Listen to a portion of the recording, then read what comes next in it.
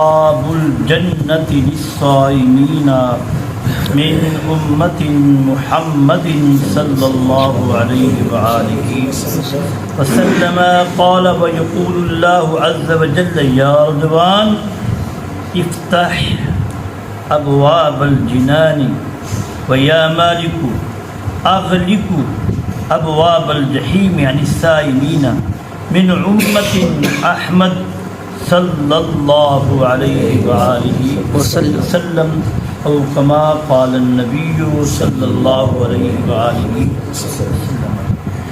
نہایت ہی واجب الاحترام پیارے سامعین کرام، یہ حدیث پاک تھوڑی سی طویل ہے، انشاءاللہ کل یا پرسوں تک اس کو ہم انشاءاللہ مکمل کریں گے اس کا دور۔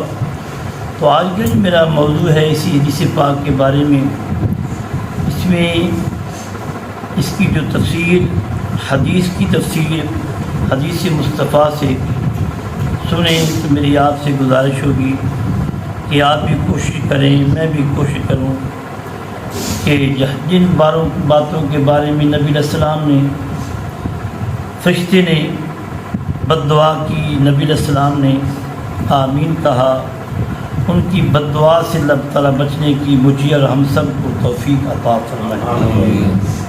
تو کل میں نے کیا تھا کہ جب جنت سے ہوا چلتی ہے نا، اس کا نام ہے مسیرہ۔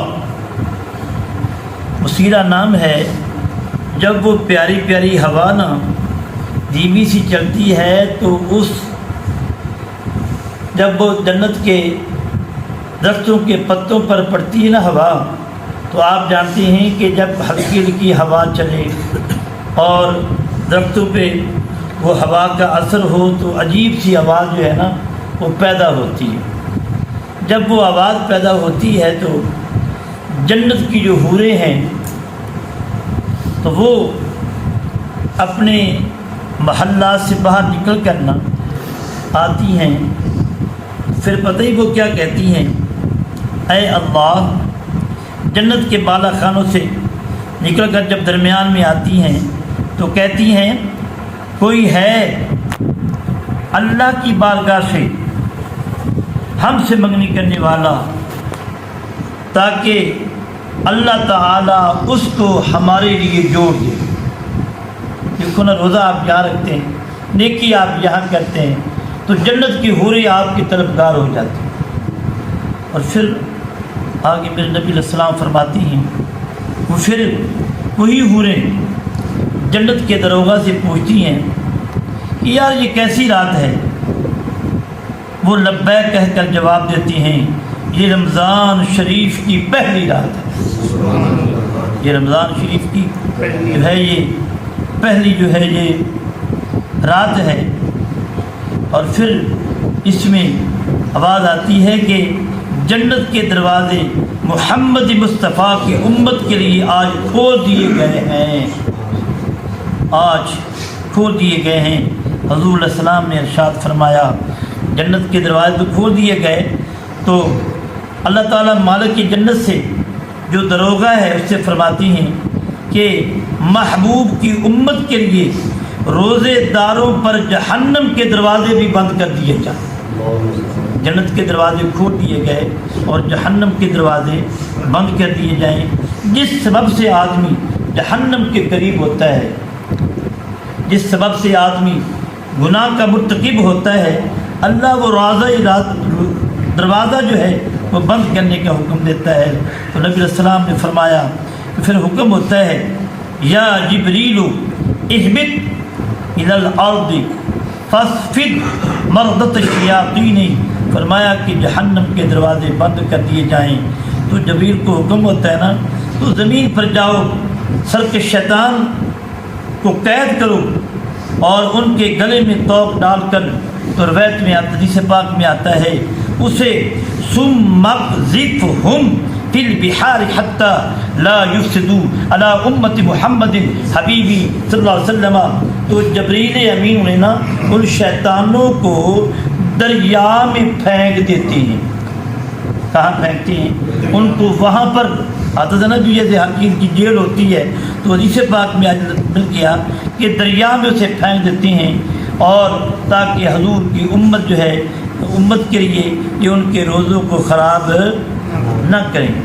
اب ایک مزے کی آگے جو اسی کا حصہ ہے، تو پھر میں حدیث پاک پڑھتا جاؤں گا، آپ ایسے نہ تصور میں جا کر نہ اللہ کی صرف ایک بات ذہن میں رکھنا کہ ماں کا پیار کتنا ہے، ماں کا پیار کتنا ہے۔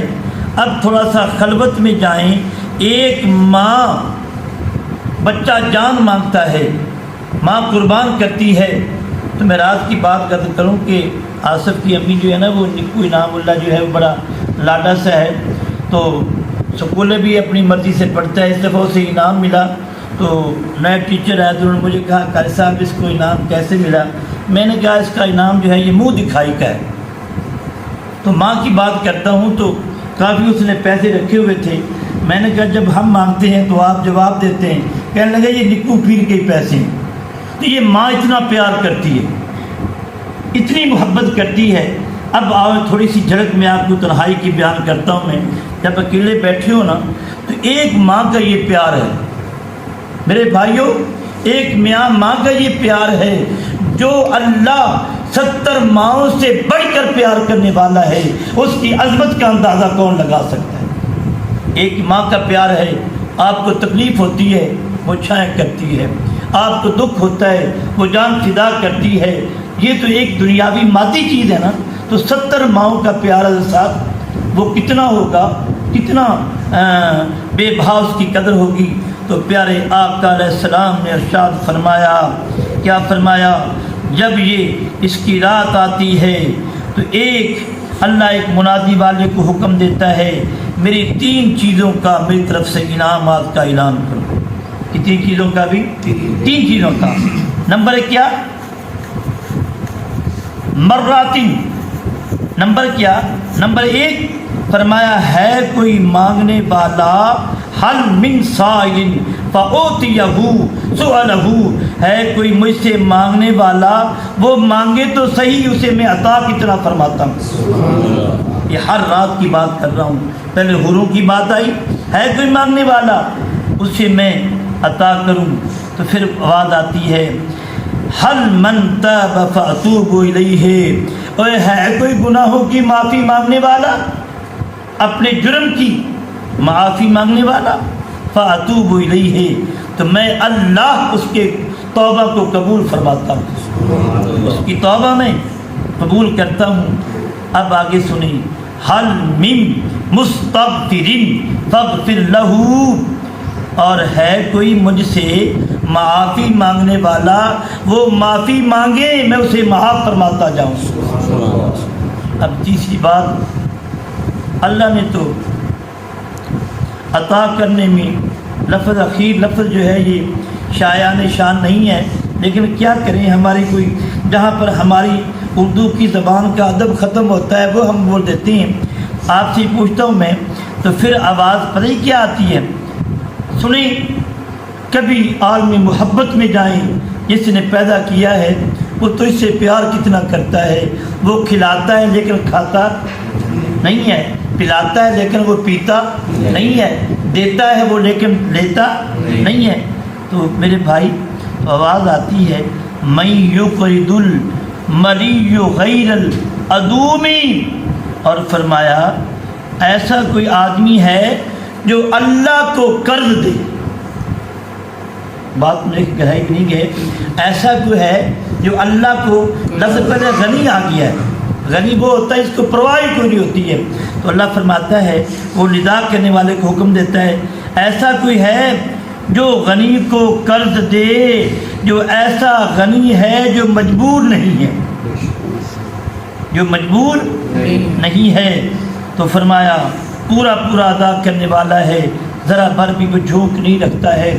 اللہ اتنا پیار کرتا ہے، اتنی محبت کرتا ہے۔ اب دیکھیں کہ ہم ان کی محبت کا تقاضا کیسے ادا کرتے ہیں۔ تو ایک حدیث پاک آج شام تک یہ آپ کے دل میں رہنی چاہیے، اور تاکہ ہم آئندہ گناہوں سے جو ہے وہ بچ سکیں۔ تو میں نے شروع سے ایک حدیث پاک پڑھی تھی جن چیزوں کے بارے جبریل نے بد دعا کی تھی اور نبی علیہ السلام نے کیا فرمایا تھا؟ آمین۔ اس مہینے میں جو ماں باپ کا بے ادب ہے اس کی کوئی بخشش نہیں، کیونکہ اس پر مہر نبوت جو ہے وہ لگ چکی ہے۔ اگر وہ نماز پڑھتا ہے، روزہ رکھتا ہے، حج کرتا ہے، میرے بھائیوں کسی کام کا نہیں، جب تک کہ وہ توبہ کر کے اپنے ماں باپ کو بخشوا کر اللہ کو وہ راضی نہیں کر لیتا۔ تو کوشش فرمائیں، آج آخری اشرا جو ہے وہ شروع ہو چکا ہے، پتہ نہیں ہمارا آخری اشرا کب ہونا ہے، ہمارا آخری اشرا جو ہے وہ کب ہونا ہے۔ تو میرے بھائیوں، نوجوان شہزادوں، آج سے توبہ کریں۔ اگر ہم نے ماں باپ کی زندگی میں ان کو ذلیل کیا ہے، ان کو تنگ کیا ہے، تو ابھی سے ان کی قبور پر جا کر معافی مانگیں۔ اگر پتہ نہیں ابو جی کی قبر کہاں ہے، ماں کی قبر کہاں ہے، تو قرآن پاک میں تو آتا ہے ربنا اغفر لی ولوالدی وللمؤمنین یوم یقوم الحساب۔ اس کے لیے ہمیشہ دعائے استغفار جو ہے وہ کرتے رہیں۔ حدیث پاک کے بعد میں یاد چاہوں گا، ہم روزہ بھی رکھتے ہیں، نماز پڑھتی ہیں، تو حضور علیہ السلام نے فرمایا پتہ ہے کہ دن قیامت کے سب سے مفلس ناچار غریب کون ہوگا؟ صرف حدیث پاک کا میں مفہوم بھی بیان کر رہا ہوں۔ میں یا نبی اللہ، پوچھا نبی علیہ السلام نے، کسی نے کچھ کہا، کسی نے کچھ کہا، فرمایا کہ وہ دن قیامت کے ایک آدمی اس حال میں آئے گا کہ اس کے پاس روزہ بھی ہوگا، صدقہ بھی ہوگا، نماز بھی ہوگی، حج بھی ہوگا، ہر چیز ہوگی، لیکن اس نے کسی کو گالی دے رکھی ہوگی۔ لمحہ فکریہ میں نے پہلے آپ حضرات سے گزارش کی ہے، کسی کو زبان سے گالی دی ہوگی اور کسی کو کا حق مارا ہوگا، کسی کی غیبت کی ہوگی۔ اور ہمارے ہاں یہ بڑی ایک نا یہ مسئلہ سن لیں کہ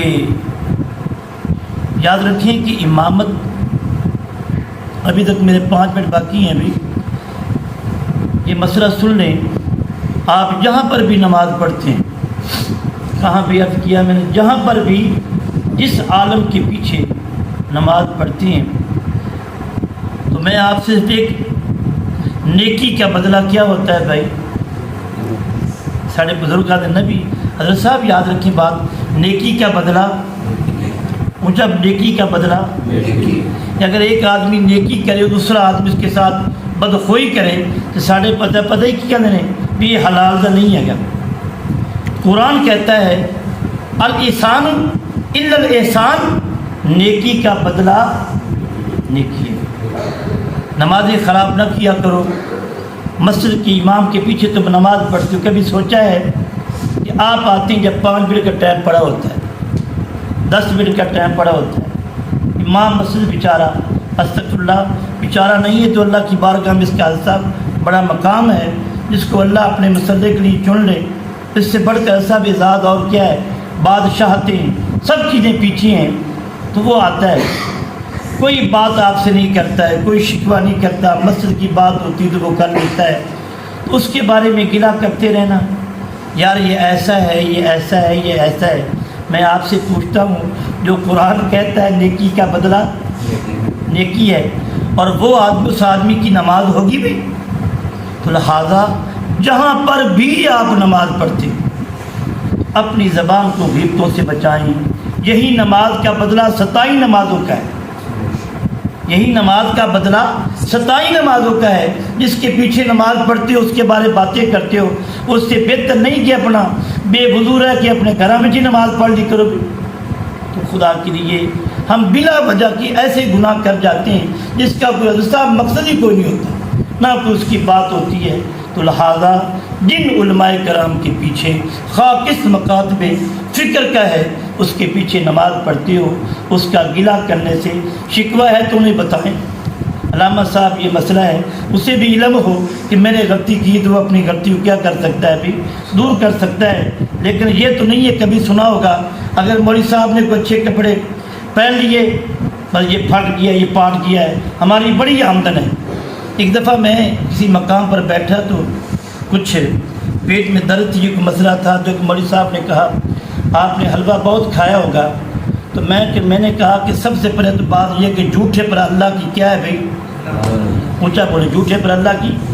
میں نے کہا مجھے 10 سال ہو گیا آپ کی امامت کرتے ہوئے، میں نے تو آپ کے وقت ہر وقت آج سے اس وقت سے لے کر آج تک تیرا ایک پانی میرے پاس نہیں آیا، تو تو نے جھوٹ بک کر اپنا گناہ کیوں خریدا ہے تو نے؟